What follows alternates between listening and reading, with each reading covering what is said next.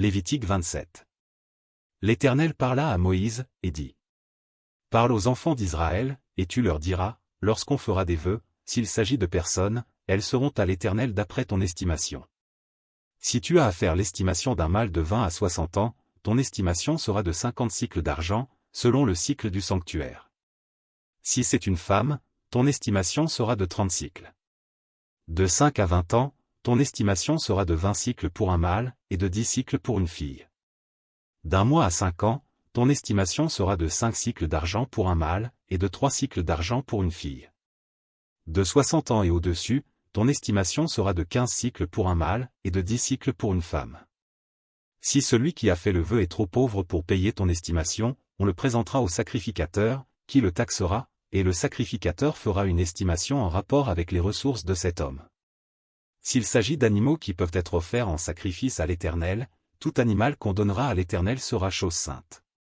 On ne le changera point, et l'on n'en mettra point un mauvais à la place d'un bon ni un bon à la place d'un mauvais. Si l'on remplace un animal par un autre, ils seront l'un et l'autre chose sainte.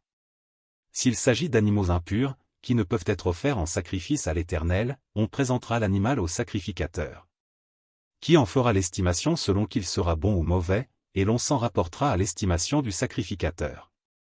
Si on veut le racheter, on ajoutera un 5e à son estimation. Si quelqu'un sanctifie sa maison en la consacrant à l'Éternel, le sacrificateur en fera l'estimation selon qu'elle sera bonne ou mauvaise, et l'on s'en tiendra à l'estimation du sacrificateur. Si celui qui a sanctifié sa maison veut la racheter, il ajoutera un 5e au prix de son estimation, et elle sera à lui. Si quelqu'un sanctifie à l'Éternel un champ de sa propriété, ton estimation sera en rapport avec la quantité de semences, 50 cycles d'argent pour un homère de semences d'orge. Si c'est dès l'année du jubilé qu'il sanctifie son champ, on s'en tiendra à ton estimation. Si c'est après le jubilé qu'il sanctifie son champ, le sacrificateur en évaluera le prix à raison du nombre d'années qui restent jusqu'au jubilé, et il sera fait une réduction sur ton estimation. Si celui qui a sanctifié son champ veut le racheter, il ajoutera un 5e au prix de ton estimation, et le champ lui restera. S'il ne rachète point le champ, et qu'on le vende à un autre homme, il ne pourra plus être racheté. Et quand l'acquéreur en sortira au jubilé, ce champ sera consacré à l'Éternel, comme un champ qui a été dévoué, il deviendra la propriété du sacrificateur. Si quelqu'un sanctifie à l'Éternel un champ qu'il a acquis et qui ne fait point partie de sa propriété, le sacrificateur en évaluera le prix d'après ton estimation jusqu'à l'année du jubilé, et cet homme paiera le jour même le prix fixé, comme étant consacré à l'Éternel. L'année du jubilé, le champ retournera à celui de qui il avait été acheté et de la propriété dont il faisait partie. Toutes tes estimations se feront en cycle du sanctuaire, le cycle est de 20 guéras.